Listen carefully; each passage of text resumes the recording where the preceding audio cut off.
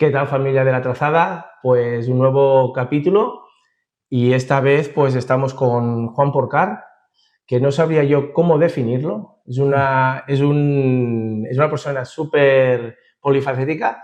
Yo, Juan, primero darte las gracias por invitarnos a tu casa y yo te voy a definir como aventurero. Ningún problema. ¿Tú cómo te definirías por eso? Yo siempre me he definido como periodista, porque he sido la inquietud es lo que la inquietud por descubrir cosas, por vivir experiencias y por contarlas, ha sido siempre lo que me ha movido, ¿no? Y lo que pasa es que esas experiencias, esa búsqueda del contenido, como periodista, terminó llevándome a vivir como un piloto profesional. Pero muchas veces, yo recuerdo, incluso cuando tenía contratos profesionales con Range Rover o con Nissan, y me ponían profesión, entraba ahí para hacer un pasaporte, profesión, periodista, porque me salía del alma, ¿no? Y yo, bueno, siempre lo he llevado dentro. Lo que pasa es que la vida me ha llevado, a través del periodismo, me ha llevado a hacer otras cosas que me han apasionado igual. Entonces, ¿dónde encontramos a Juan? ¿Qué estás? ¿Jubilado? ¿Sigue haciendo aventura? Estoy jubilado, y solo hago las cosas que me apetecen. Y eso es un momento de la vida fantástico, porque no siempre, aunque estés haciendo en la vida y vivas de cosas que te apasionan, muchas veces te toca hacer, si eres un profesional, te toca hacer cosas que no te apasionan, porque dentro de lo más apasionante hay muchos espacios que desearías olvidar, ¿no? Y en este caso ahora pues tengo la ventaja de poder escoger si quiero hacer alguna cosa. Ahora, pues no sé, un amigo me llamó que tiene coches de ocasión, hay de ocasión de época, y he hecho algún rally de regularidad con él porque él va de copiloto, le encanta ir de copiloto conmigo y que yo lleve sus coches, ¿no? Y lo estamos haciendo muy mal, porque lo de regularidad se me da muy mal y entonces no puede ser, tengo que aprender a hacer regularidad. Yo vengo de la velocidad, ¿no? Claro, es normal. Y estoy formado para ello y lo otro me está costando, la verdad, pero me lo paso muy bien. Bueno, muy bien. Pues nada, empezaremos un poco que nos expliques tu infancia. Una infancia en el Parkway, ¿no? ¿Tus padres mis padres sí alquilaron un piso en un bloque que estaba ya casi dentro del Parque Güell, y además yo iba al colegio, me llevaban al colegio que estaba en el Parque Güell. Con lo cual, y el Parque Güell además tenía una ventaja, es que no había turistas. Solo subían el sábado por la tarde o el domingo, subían unas familias de Barcelona a lo que era la Plaza Mayor, pero nadie salía de allí, con lo cual todo el parque era para los niños del entorno que vivíamos allí. Y aquello para nosotros era un universo enorme, gigantesco, que a veces descubríamos sitios que no habíamos visto nunca. Entonces, bueno, pues allí la verdad es que fui muy feliz y disfruté muchísimo de la vida cuando era pequeño. ¿Tienes hermanos? Sí, tengo un hermano pequeño, sí, que es más alto y más guapo que yo. Bueno, sí, eso ya... siempre el segundo siempre lo hacen mejor. ¿Cómo era la infancia No, éramos muy felices y yo tuve cuando era muy pequeño, al año y medio, hubo una epidemia en España de polio y yo cogí la polio. Y soy un caso raro porque la cogí 2 veces. Yo me recuperé al año y medio, pero a los 3 años y pico, casi 4, volví a cogerla. Y bueno, el médico, en el clínico no se ocupaba de todo esto, se ocupaba de mí. Siempre me dijo, Juan, siempre yo explicaba tu caso porque de la polio normalmente se pasa una vez y quedas inmune, quedas afectado pero inmune. En mi caso me dejó atrofiado los gemelos de la pierna derecha y bueno, pero pues hacer vida normal y vivir la vida de la aventura tranquilamente, con lo cual me siento un gran afortunado. Pero a pesar de todo ello, y a pesar de que yo tuve una infancia difícil porque me cosieron a medicamentos, tuve problemas con el hígado, porque era pequeño y me cosieron a medicamentos para intentar salir adelante. Tuve un principio de meningitis, me quedé ciego, o sea, tuve una infancia, pero yo fui muy feliz. O sea, la ventaja de un niño es que pase lo que le pase, es capaz de ser feliz. Yo fui muy feliz. Y tengo el recuerdo muy bueno, y me acuerdo perfectamente de la polio, y me acuerdo perfectamente de cuando oí a mi madre llorar, ¿no? Y me acuerdo. Pero como todo aquello acabó bien, pues la verdad es que he sido un tío feliz, sí.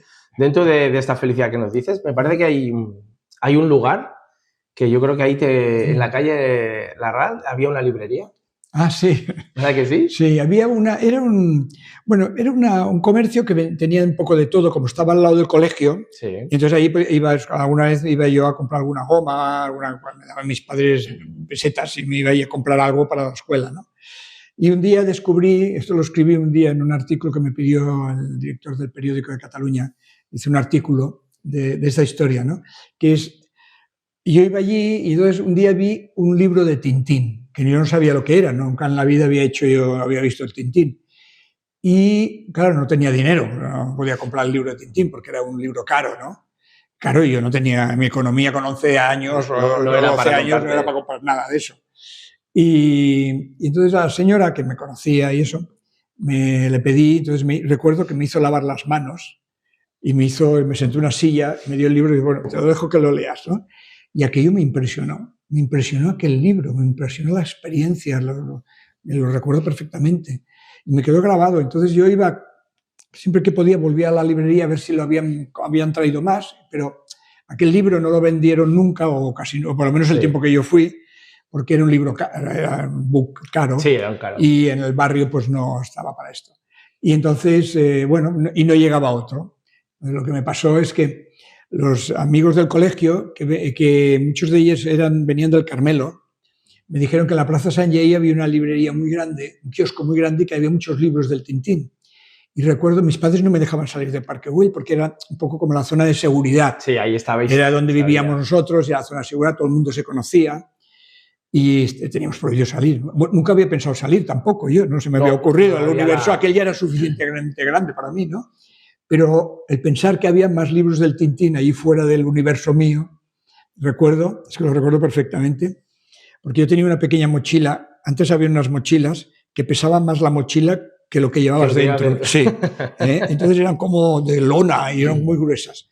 Yo tenía una mochila de esas y recuerdo que un sábado por la tarde puse un bocata dentro, tenía una cantimplora de aluminio pequeña que la puse ahí en la bici, la puse en la mochila también, y entonces me la puse a la espalda y me dije, me voy a buscar los libros de Tintín. Entonces no conté nada a mis padres ni a nadie y cogí la bicicleta, que además yo siempre lo digo, era una bicicleta monopiñón, o sea, no tenía ni piñones ni tenía nada. Y cogí la carretera del Carmelo, que baja del Carmelo, hasta la Plaza San Lleí, que para mí fue una tensión enorme porque pasaban autobuses y tal, y yo nunca había ido por allí, ¿no? Hasta que llegué a la plaza, convencí al señor del kiosco y él me dejaba, cada sábado, me dejaba leer un libro del Tintín. Entonces me sentaba tenía una caja me acuerdo, de madera, estas que hay. Sí. Y me sentaba allí y entonces me dejaba leer un libro, porque yo no tenía dinero para comprarlos. Entonces iba allí y me tiré varias semanas. El sábado me escapaba. Y esto nunca lo conté nunca sé, después sí que lo conté, pero en aquel momento no lo contaba porque si lo contaban mis padres no me dejaban ir, ¿no? O sea, y tampoco me compraban el libro, ¿no? Y yo creo que aquello, con los años, aquellas lecturas me influyeron. Yo creo que me influyeron. Podríamos decir que Tintín fue el que te hizo ser... Porque la primera aventura para ti fue eso, saltarte las normas de tu país. Sí, claro, tenía 11 o 12 años y creo que tenía 11 años y recuerdo que para mí el corazón, la primera vez, cuando fui el primer sábado, yo aún recuerdo el porque era como me falle algo en esta cosa que estoy haciendo mal, va a ser un desastre, ¿no? Muy bien, sí. Luego fueron pasando los años y luego estudiaste periodismo, ¿o cómo fue eso? El periodismo vino porque yo corría en CAR, a los 16 años empecé a correr en CAR, ¿no? Pues toda mi vida, o sea, a mi entorno nunca ha habido nadie, ni mi familia, ni mis amigos que vinieran del mundo del motor, ni de la pasión esa. Nunca. Éramos gente normal. Sí. Y no había nadie vinculado al mundo del motor, pero yo no sé, yo instintivamente a mí me fue arraigando de manera...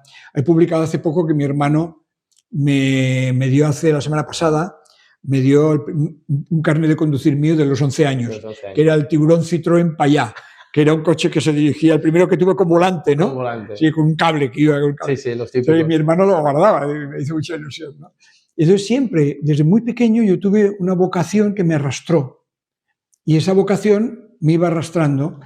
Y entonces primero fue los coches de Scalextric, me fui a correr campeonatos, yo tenía 12, 13, 14 años, y no, a los 13, 14 años, no, 12 no, y yo tenía una caja que tenía los coches preparados de Scalextric y tal, y me iba a Gallifa, donde habían carreras de Scalextric, el fin de semana a correr una carrera de Scalextric, ¿no?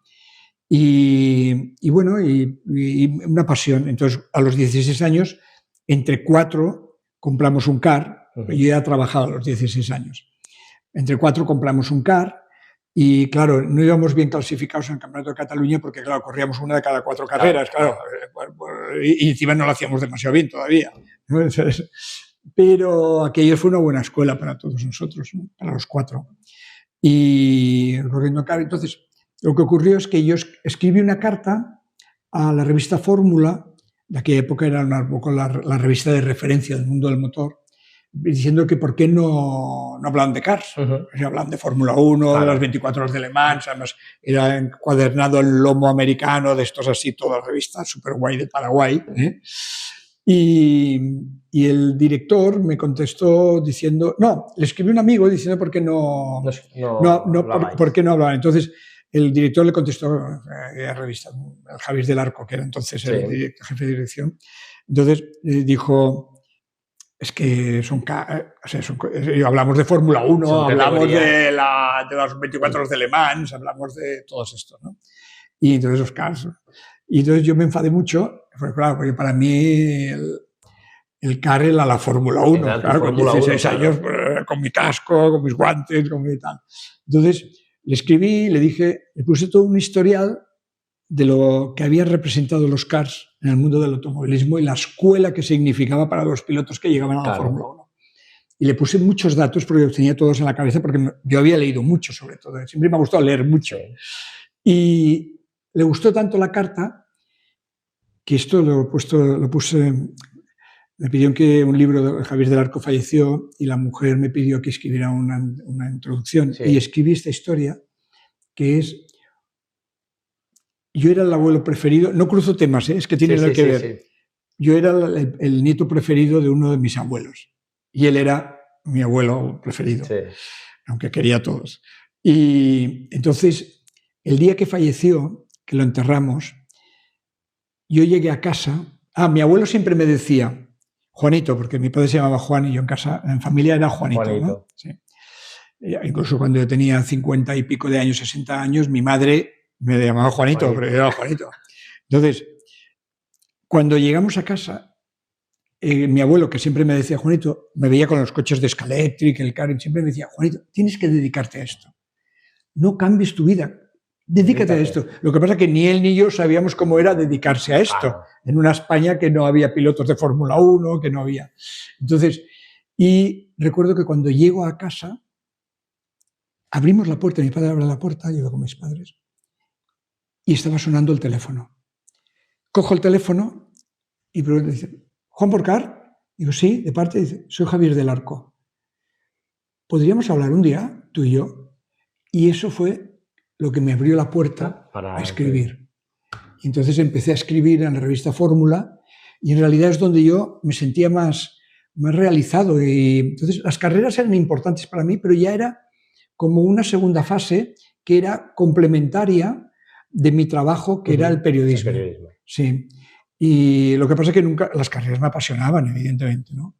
Y fue un complemento estupendo, una cosa y la otra. Luego fuiste pasando de revistas, ¿no? También estuviste, me parece, en Solomoto. En La Moto, me llamaron de La Moto porque era de la misma editorial, La Moto, y luego un día, cuando yo trabajaba para La Moto y me enviaban a cubrir las carreras, yo corría en moto, hacía campeonatos de España en 125. Y entonces, claro, tenía una dificultad que cuando yo corría, como las revistas no eran ricas como fueron en otro tiempo, no había fotógrafos, con lo cual me costaba mucho tener fotos de mi categoría, porque corría, ¿no? Entonces, conocí a Jaime Alguersuari, que él corría en 250, y le pasaba lo mismo, tenía el Solomoto, Sí. Pero le pasaba lo mismo porque no tenía economía para enviar un fotógrafo, ¿no? Entonces hicimos un pacto en donde yo le hacía las fotos del 250 y él me hacía las de 125, sí. Y no lo explicábamos a nadie porque eran competencia, ¿sabes? Entonces cogimos y un día el Jaime me dijo, oye, ven a verme, ¿por qué no hablamos? Es que tenemos muchas cosas en común y yo tengo arrancado el Solomoto y entonces nos vimos. Me acuerdo que nos vimos en un Frankfurt cerca de la calle Pelayo y me dijo, oye, ven a trabajar conmigo y tal. Y estuvimos como una hora hablando de carreras, era lo que nos apasionaba, con 20 y pocos años, era nuestra vida. Y cogí la moto, me acuerdo que tenía una Osa Copa, una Osa porque corría en aquel momento la Osa Copa. Y entonces subí por el Paseo de Gracia y dije, pensé, hostia, le he dicho que me voy a trabajar con él y hemos hablado de todo menos de dinero. Pero estuvimos 40 años juntos y nunca tuvimos que hablar de dinero. Bueno. Siempre creo que al final me abrió la puerta a ser socio de la sociedad y yo era el socio de Jaime. Sí. Y fuimos creciendo. Él llevaba toda el área, él desarrollaba toda el área porque era su pasión, además su capacidad de motor y editorial. Sí. Entonces yo abrí las áreas de running y de bicicletas, que era yo creé la Titán, creamos después cogimos la maratón de Barcelona y la desarrollamos, la media maratón. La verdad tiene la maratón de San Sebastián también. Son dos líneas que creo que supimos conjugar las dos y tuvimos una vida estupenda. Con momentos difíciles, porque siempre tienes una empresa y te sufres, pero momentos fue muy bueno. Bueno, nos vamos a meter más dentro perdona, de lo que es el París-Dakar de antes. He visto escritos tuyos y cosas. Y hay como unos títulos, me gustaría que esto me los comentaras tú. Había un título que me sorprendió y ponía La Osa que cambió mi vida. Sí, porque en esa fase de desarrollo mío, en donde yo era periodista y ejercía de periodista profesionalmente, pero corría carreras complementariamente, cada vez yo tenía más trabajo en el tema periodismo y seguía el Mundial de Motociclismo para el periódico y para el Solomoto. Entonces, ¿qué pasaba? Que durante el primavera, verano y final de verano, casi de otoño, que era la temporada de estar viajando, ¿verdad? Siguiendo el Mundial de Motociclismo, viajas muchísimo. Sí. Entonces, me era muy difícil correr alguna carrera así. Corría las 24 horas porque puntualmente era un fin de semana y me lo podía combinar para entrenar y todo, pero cada vez lo tenía más complicado. Y entonces, de repente, empecé a leer en la revista Motor Revue y Motor Journal francesas, que eran un poco referencias del motor, entonces, empecé a leer que en Francia había arrancado una carrera que se llamaba París-Dakar, en el año 79. Y entonces yo, el 79 empecé a leer, el 80 empecé a leer, empecé a leer el 80 y me apasionó tanto que me fui a correr en otoño del año 80, me fui a correr el París-Túnez, que era un sucedáneo del Dakar, más pequeño, con una Osa, con unas 2,5. Luego fui a correr, también corrí el año siguiente, volví también ya con una moto un poquito más preparada y tal, porque la primera era de serie prácticamente, una 250, y la otra ya la Osa me ayudó a reforzarla, todos teníamos, Osa la verdad es que se portó muy bien, un momento muy difícil para ellos, y generaron una moto con un depósito grande y todo, y con esa fui en el año 82, fue con la que me inscribí y salí al París-Dakar. Sí. Luego en el año 83 fui con la BMW, con una BMW, y en el 84 tuve una oferta de Mercedes Italia para correr, porque ellos no les admitían la inscripción, porque era una época de mucho éxito del Dakar y cerraban inscripciones y teníamos prioridad los que habíamos corrido. Sí. Y entonces me contrataron a mí para ir con 2 personas que yo conocía y participamos con un Mercedes G, que bueno, fue la primera vez que llegábamos a Dakar. Y entonces luego también fui un año siguiente con otra persona, con otro Mercedes. Al año siguiente también ya conocí a Rosendo Turiñán, el que sería siempre mi copiloto. Y luego ya recibimos contratos ya profesionales de Range Rover Camel, 2 años, y luego 6 años con Nissan sea, 14 años corriendo en África. Total, ¿no? Yo pensaba, como tenía contratos de un año, yo pensaba que no dejaba nunca de trabajar en lo que me ganaba la vida y tal, pero claro, llegó un momento que yo tenía mejores ingresos y bastantes más ingresos como piloto que trabajando normalmente, ¿no? Pero nunca lo dejé porque me sentía tan afortunado que pensaba que eso se acabaría de golpe, que un día no me renovarían el contrato y se acabaría, ¿me entiendes? Pero me iban renovando contratos y al final fui yo que dejé de correr. Muy bien, volvemos un poco a los inicios del Dakar. Otro de esos títulos que he visto era cuando el Dakar era aventura. ¿Cómo eran esos Dakars? Porque ya no es el Dakar de ahora. Bueno, a ver, el Dakar de ahora no puede ser de otra manera, porque si tienes unos medios tecnológicos que te ayuden a que sea más seguro, tienes que aplicarlos. Sí. Ya está. No hay nada que decir ni nada que cuestionar. Lo que ocurre es que en nuestra época, claro, era una época donde la tecnología casi no existía. O sea, lo que te daban como medidas de seguridad, al final tenías, me acuerdo de cuando corría en moto, en primeros años, era una bengala, una manta térmica y un espejo con agujero para hacer señales.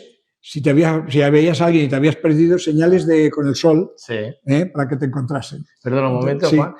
Y esto es lo que también iba a ir de luego. Aquí es donde tú dices que la seguridad cabía en un bolsillo. Sí, ¿verdad? Es que lo llevábamos ahí. Sí, la verdad es eso. Sí, en algún momento lo dije, sí.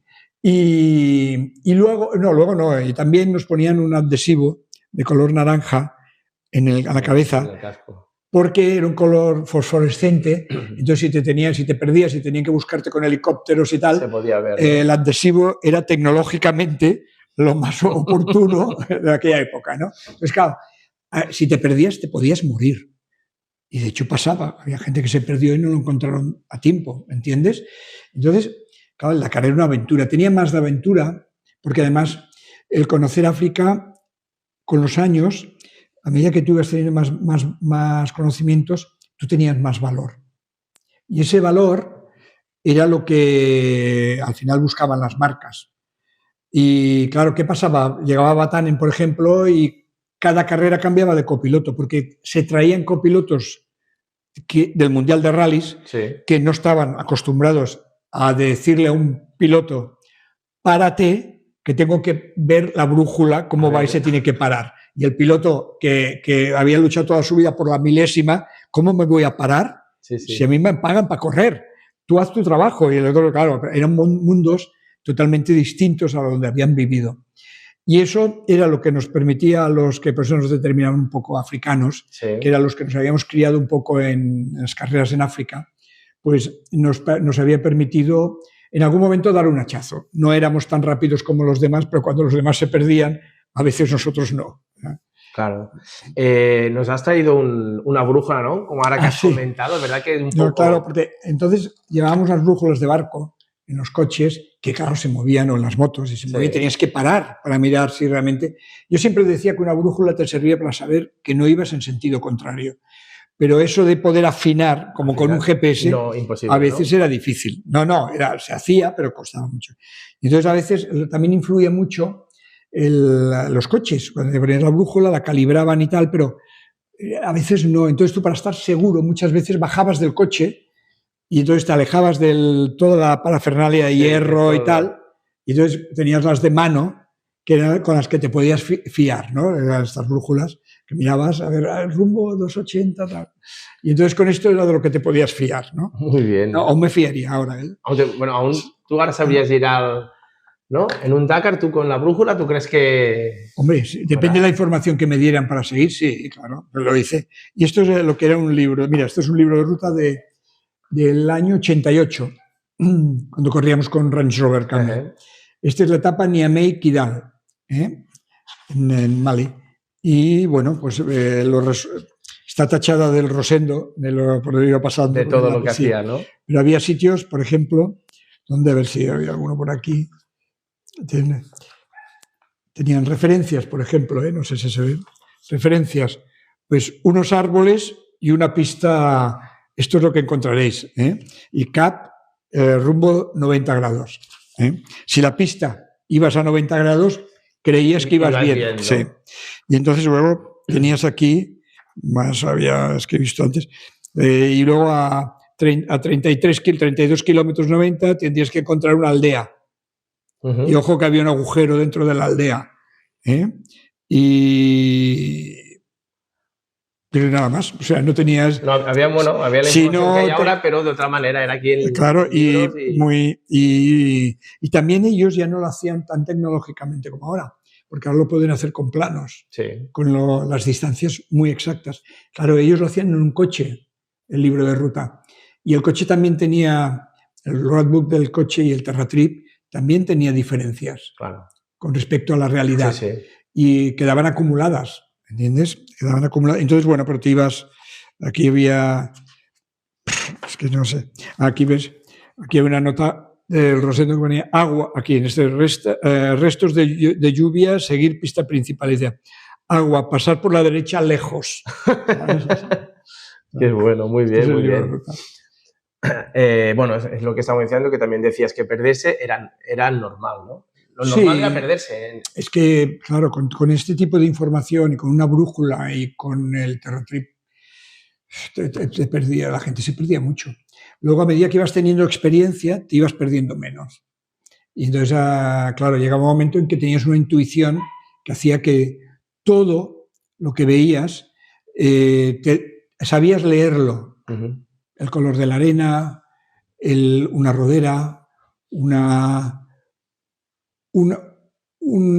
shot, o sea, un lago seco, pero que debajo podía estar blando. Todo eso ibas aprendiendo a saber dónde estaban los peligros, ¿no? E intentabas evitarlos. Claro. Esta frase que también me ha gustado decías, abandonar no era salvarse. No, porque abandonar en aquella época, ahora cuando abandonas te llevan a ti, al vehículo y a la moto, te llevan al campamento. Ya está. Antes, cuando abandonabas, el rally seguía y te dejaba. Tú estabas en Niamey o en medio del desierto del Teneré y entonces abandonabas y podías subir al camión escoba, pero dejabas ahí el vehículo y la moto porque no la cargaban entonces, ¿no? Y entonces, claro, o podías quedarte. Yo conozco a algunos que decidían quedarse porque querían salvar su coche o la moto como pudieran, ¿no? Claro. Y ahí empezaba una aventura. Si te quedabas, empezaba una aventura de una dimensión que no podías saber nunca cómo acabaría, ¿no? Pero era el Dakar. De hecho, he publicado creo que he publicado una fotografía del año 87 de los pilotos que llegaron a Dakar aquel año, de moto. Sí. Salieron, creo que eran 143 pilotos de moto, llegaron 23. Madre mía. O sea, era la dimensión de la dificultad.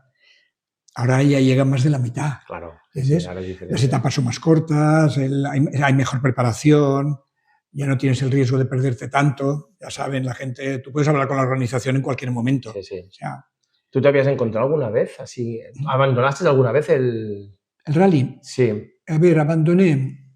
Yo corrí 12 París-Dakar. De los 14 años que corrí en África, corrí 12. Porque había muchas carreras entonces. Y corríamos el rally de Egipto, el rally de Túnez, el rally de Argelia, Marruecos, las dos bajas. O sea, había una temporada bastante llena de carreras.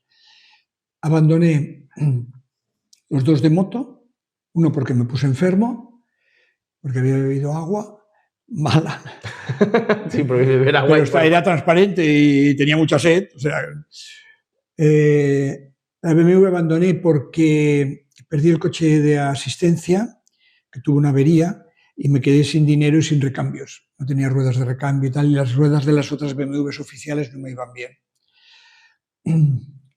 Luego, y abandoné el año 86, porque a 5 días del final, en Mali, en un tramo cronometrado, me encontré un camión parado en mitad de la pista, una pista con mucha polvareda, y de repente me encontré un camión parado en mitad del tramo. Entonces no me dio tiempo a frenar y lo impacté por detrás, que estaba parado. Y ahí hay una historia muy... Choqué, era el camión de asistencia de la Carolina de Mónaco que había abandonado antes. Entonces, al chocar, que fue peligroso porque la caja llegó a entrar hasta un palmo del cristal. Entonces no nos podíamos mover porque estábamos atados. Y claro, aquello, si llega a ir más lejos, hubiera podido aplastarnos, ¿no? Pero el camión no se dio. En aquel momento el camión vibraba mucho porque estaba intentando bajar un terraplén o a un río seco. Sí. Y cuando chocamos, él no se dio cuenta. Entonces arrancó y nos fue arrastrando.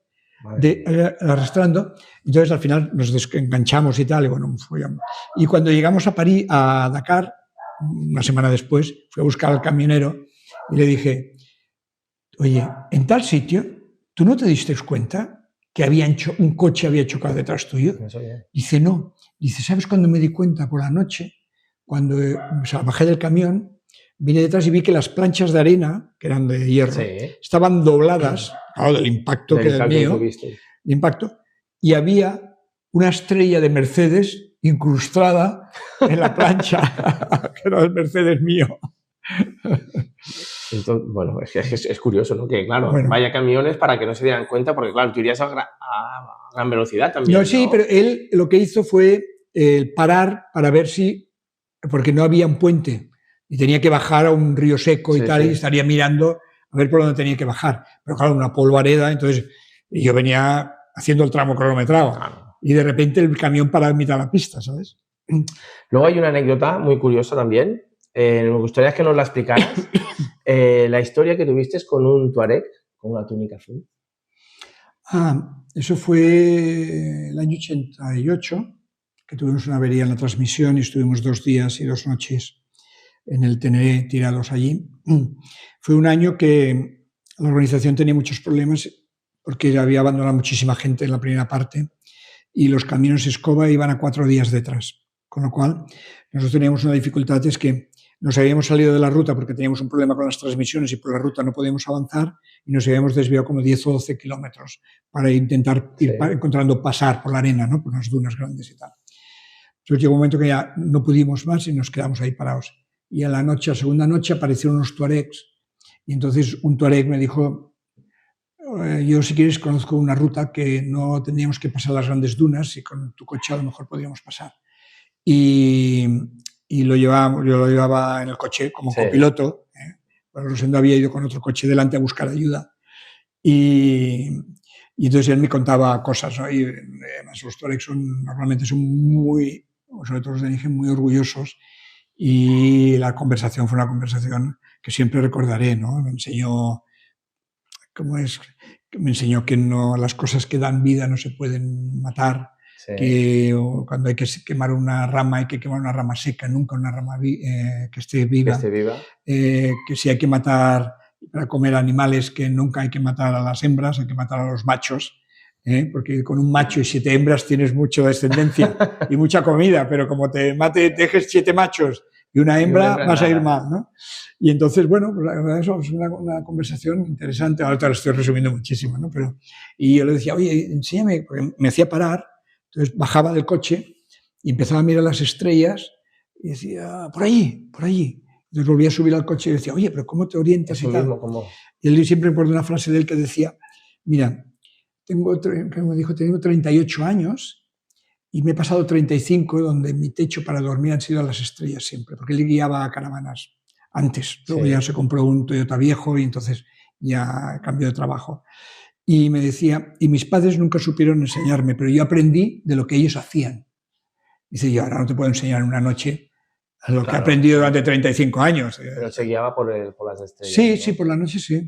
Incluso una vez, siempre me acuerdo, me decía, estás yéndote demasiado a la derecha. Y yo no veía, me decía recto, yo iba recto, pero como era arena, no había pistas ni nada, el haz de luz era como un océano. Sí, claro. Y entonces me decía, te estás derivando a la derecha. Y yo, no, si voy recto. No, dice, hay las montañas a 10 kilómetros a la derecha y las montañas te atraen, que están vivas. Y yo le decía, ¿tú crees? Y yo, seguro. No, fue una experiencia que el hombre, de verdad. Luego lo vi años después.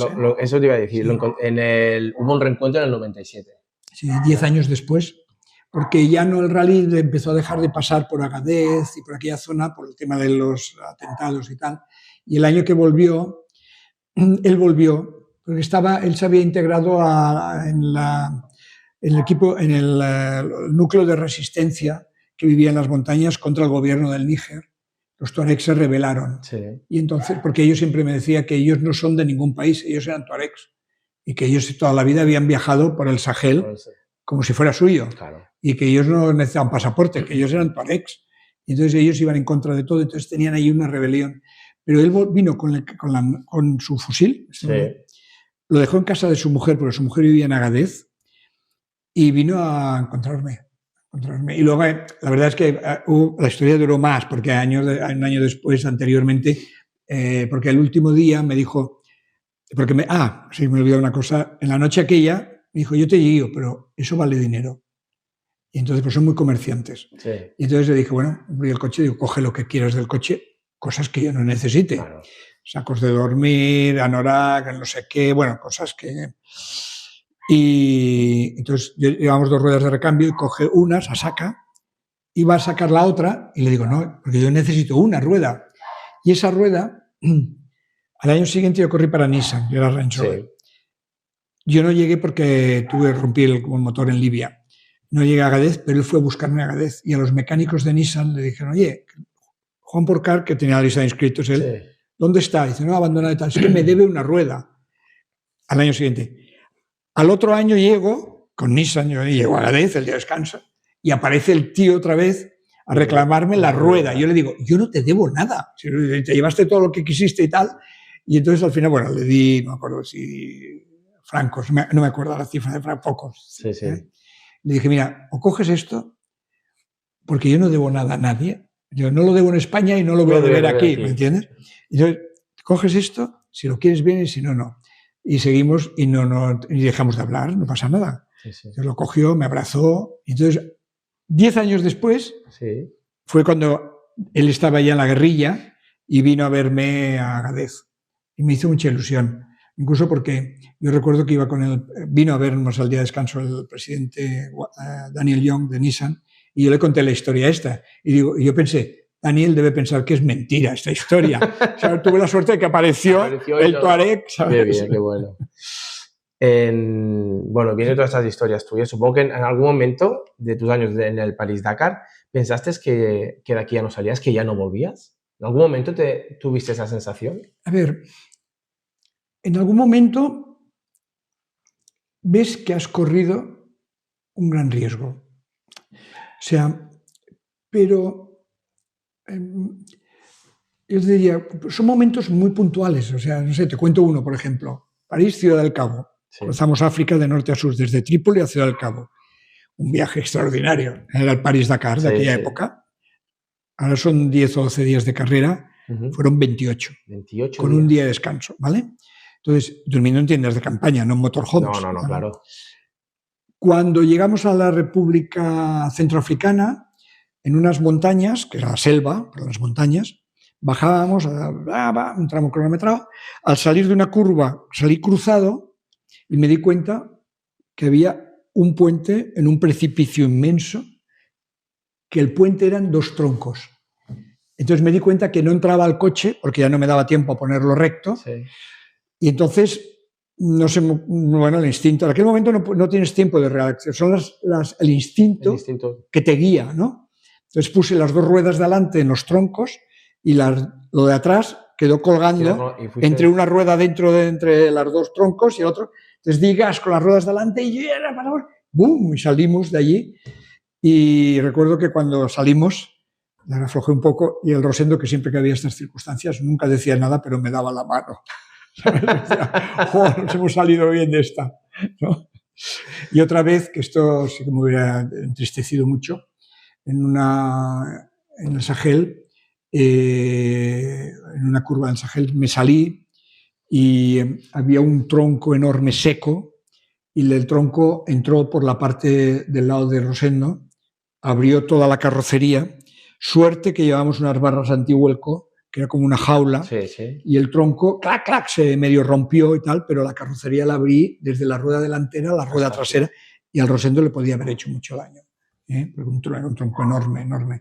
Son aquellos momentos y de estos pasan mucho. Cuando encontramos el Paso de Nega y decidimos irnos al oeste 80 kilómetros para ir a buscar una buena pista porque no teníamos para hinchar ruedas y yo sabía que si íbamos por la pista el recorrido de la organización, no llegábamos porque llevábamos las ruedas demasiado deshinchadas y no teníamos para hincharlas. Fui a buscar una pista que yo recordaba hacía años, que estaba a 80 kilómetros, ¿eh? O sea, es como decir, o sea, no es aquello 5 o 10 kilómetros, 80. Y cuando llevábamos 87, habíamos sido los primeros en encontrar el Paso de Nega, pues habían perdido todos. Al 87 no encontrábamos el camino. Esto lo expliqué en el libro de Ponseti. Sí. Y paré porque no encontrábamos la pista. Una pista que teníamos que cruzar así. Y apareció un señor, un hombre que estaba allí con una túnica y tal, y un bastón. Y él, recuerdo que le pregunté, Tijitka, yo le decía chica, pero él no hablaba ningún idioma que no fuera el suyo y yo no hablaba el suyo. Claro. Tijitka. Y en un momento determinado me dice, Tijitka. Digo, sí. Y entonces el coche lo tenía así, me gira, es para allá, y yo había parado el coche encima de la pista. Lo que pasa es que por allí debía hacer semanas o meses que no había pasado. Entonces solo se veía la pista cuando ibas en dirección a la pista por las hendiduras, pequeñas hendiduras que quedaba de la rodera, ¿sabes? Si aquel hombre no está allí, yo lo he pensado muchas veces, nosotros hubiéramos seguido.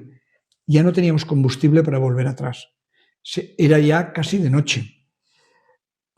La organización no podía imaginar que yo había ido 80 o 90 kilómetros o 100 hacia la izquierda, ¿no? Me hubieran buscado, porque no había GPS ni nada, me hubieran buscado en la franja del rally. Y probablemente hubiéramos tenido un problema. Claro, entonces siempre aquello pensé que era un milagro, que alguien arriba me ayudó. Alguien ahí, ¿no? Es que no habían pueblos, ni había nada. Y había aquel hombre. No quiso coger nada, le quisimos dar algo de comer, agua, sí, quiso nada. Curioso, sí. Esta frase, seguimos con ellas, ¿a quién te refieres? Cuando alguien deposita su vida en tus manos. A mi copiloto. El gran Rosendo Turiñán, claro, fue un copiloto excepcional. ¿Quién era? Claro, ¿Cómo era? Un hombre que yo recuerdo en una etapa que llegamos solo nosotros en medio de una tempestad en Mauritania, cuando corríamos con Range Rover, llegamos solo nosotros a la 1 de la noche. Y el segundo coche fue el de Batanen, que llegó a las 3 del mediodía del día siguiente. O sea, habíamos llegado 14 horas y anularon la etapa que habíamos hecho, que habíamos ganado nosotros, y anularon la etapa siguiente. Que yo fui a la salida, porque a las 7 de la mañana yo tenía hora de salida. Sí, y me decía, no, Juan, no nos presiones a la organización, porque estaban buscando a toda la gente que se había perdido.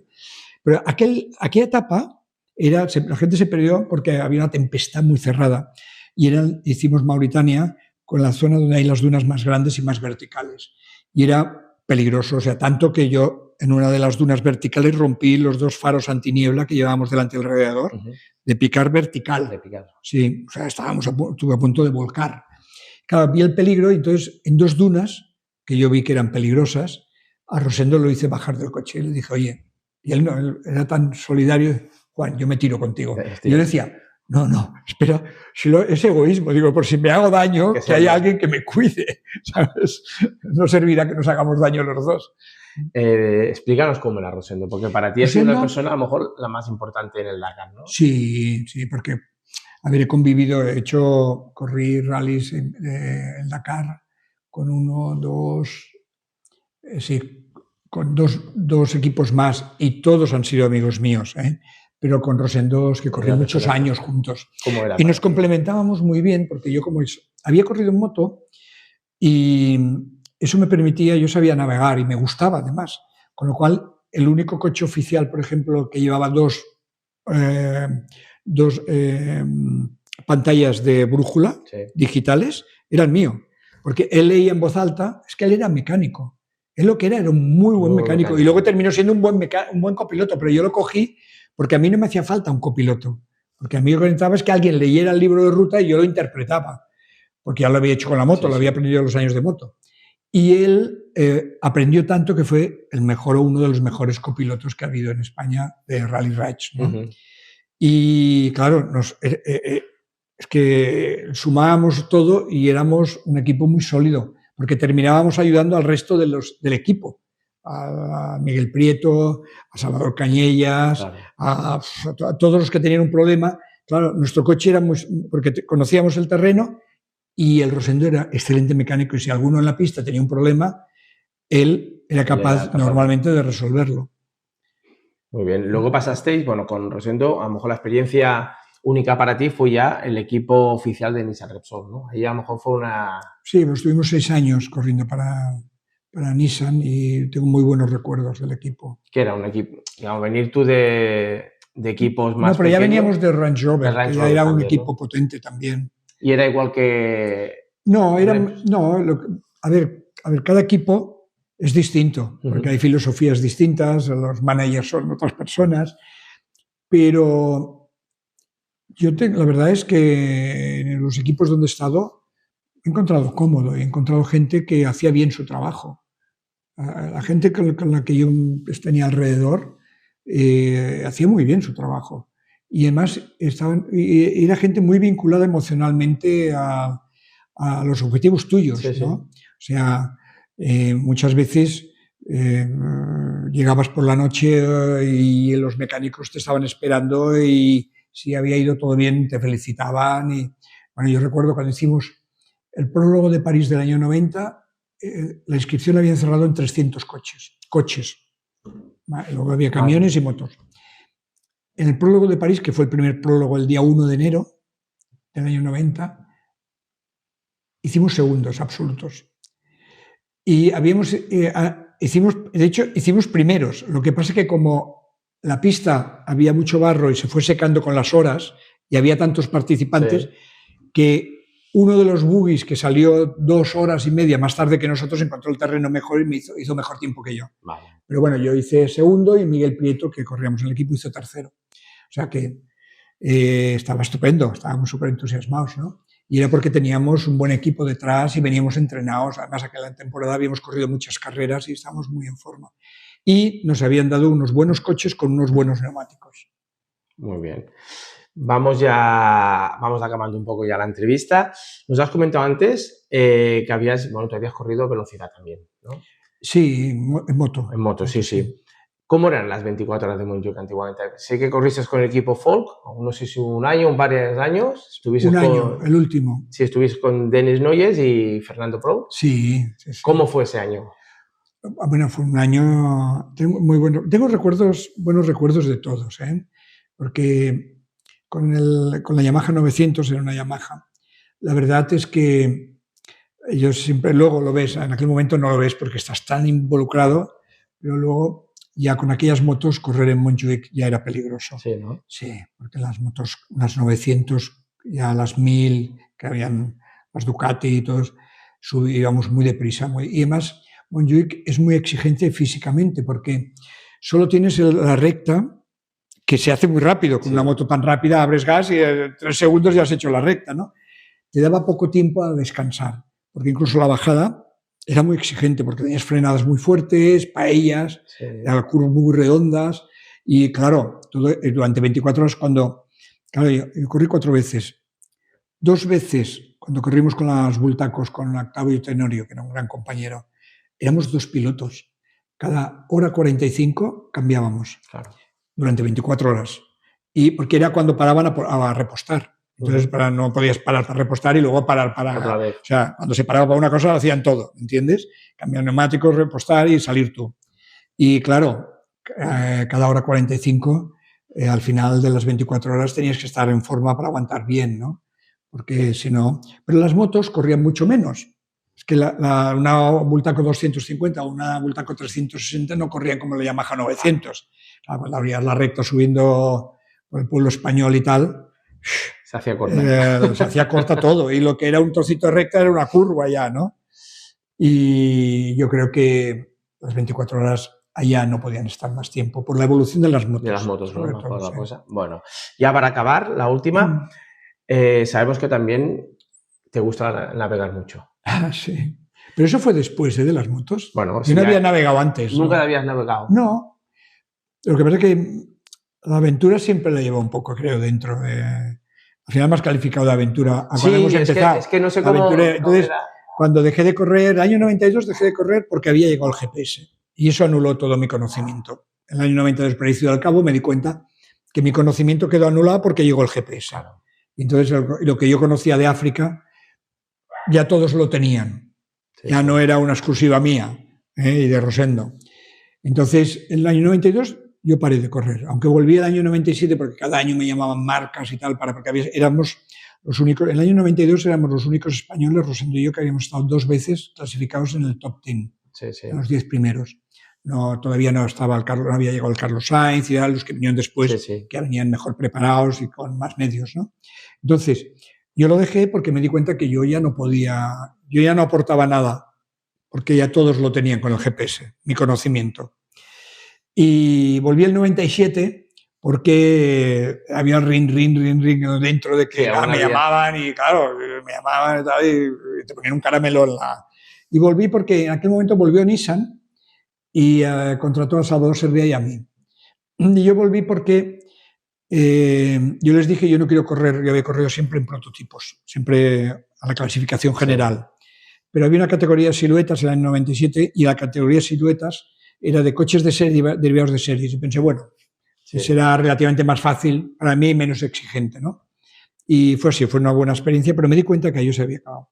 Entonces, el planteamiento al final, cuando tú has hecho toda una vida y lo dejas, la aventura la dejas y tu vida se vuelve una vida más normal, que aunque te guste tu trabajo y tal, pero ya no es tan apasionante, ni la adrenalina la vas moviendo. Hubo un momento que, bueno, pues me compré un velero y, bueno, empecé a darme cuenta que el mar era muy grande. También, ¿no? Era muy grande, era como el desierto, de grande o más. Y empecé ahí a ir profundizando. Estuve 10 o 12 años y hacía regatas en solitario normalmente. Hice regatas en el Mediterráneo y también hice regata en solitario en el Atlántico y en dobles en el Atlántico también. Y bien, fue una buena experiencia. Además había una cosa diferente que yo le contaba siempre a mis amigos de los coches, ¿no? Me decían, bueno, ¿y qué diferencia hay entre el Dakar y las regatas en solitarios en el Atlántico? Digo, una esencial, que en el Dakar parabas y dormías en la tienda de campaña. En un barco dormías cada media hora, ponías el despertador porque el barco no paraba y navegaba solo con el piloto automático, ¿sabes? Y tenías que salir de tanto en tanto a ver que todo estuviera bien o mal, ¿no? Muy bien, muy bien. Bueno, pues nada, estamos ya terminando la entrevista. Como ya es habitual en nosotros, tenemos aquí, bueno, como hicimos con Jordi Tarrés, es el cuadro de la trazada. Nos gustaría que escribieras aquí una frase que a ti durante tu vida te ha llevado y que nos expliques un poco a ver cuál es esta frase y el porqué de ella. Bueno, a ver. ¿Aquí mismo? Sí.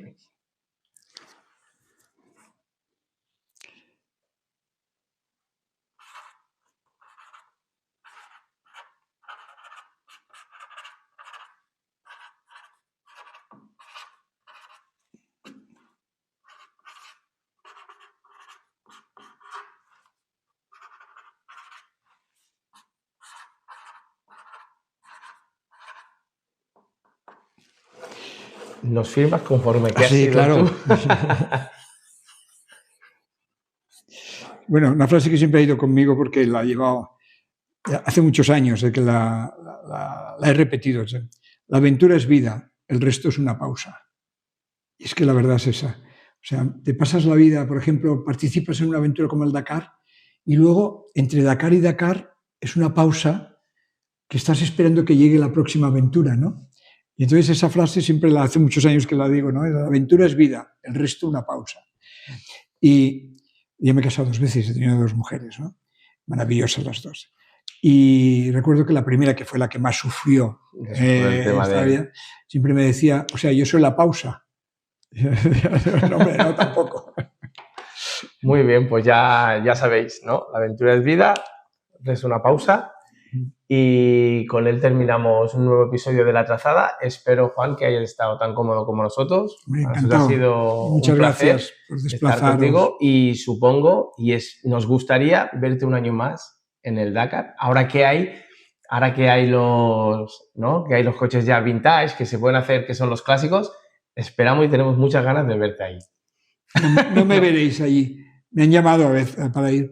Pero yo creo que yo viví un Dakar tan apasionante y viví tantos años, fueron 12 años de Dakar, pero 14 años de carreras en África, que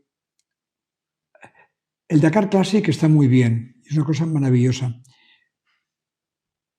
Pero yo creo que no me verá nadie allí. Porque una vez has vivido una dimensión, vivir otras que no tienen ya mucho que ver con aquella que tú ya viviste, es desvirtuar un poco la vivencia que tú tuviste, ¿no? Y yo creo no, seguro, no. Al propio Miguel Prieto Sí. me llamó porque tiene un coche de los Nissan Repsol. Sí. Tiene guardó uno. Se lo regalaron o lo reconstruyó, algo así.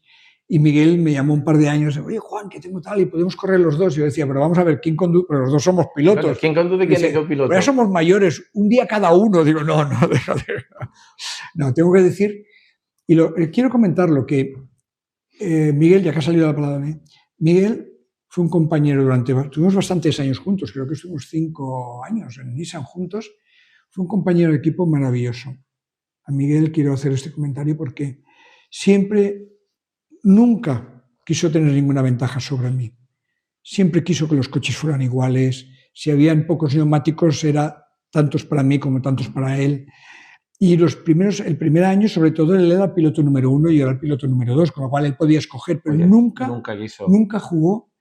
Y un año, me acuerdo, la primera carrera que hice yo para Nissan fue en la baja, con los diésel, entonces eran diésel.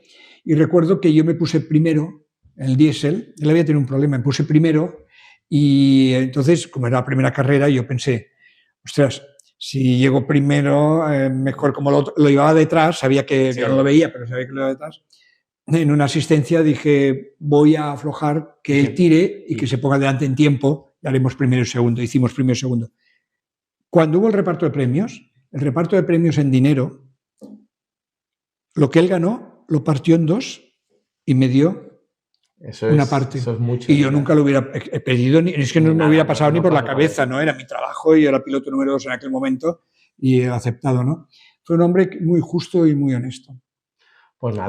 Los otros también, ¿eh? Pero tengo esas cosas. Bueno, pues si no lo vemos en el Dakar, en la regularidad sí que lo veremos. A lo mejor lo vemos por cerca de casa, por Viladrau, porque me parece que por ahí ha corrido. La última la hice en Viladrau. Por eso le digo.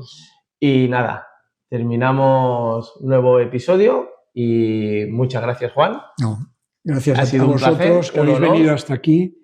Y que os acordáis de mí, está estupendo. La verdad es que nosotros en La Trazada es lo que buscamos. Estamos buscando pilotos, gente, personajes que en el mundo del motor en España pues lo hayan hecho tan grande como la suerte que tenemos los españoles en el mundo del motor.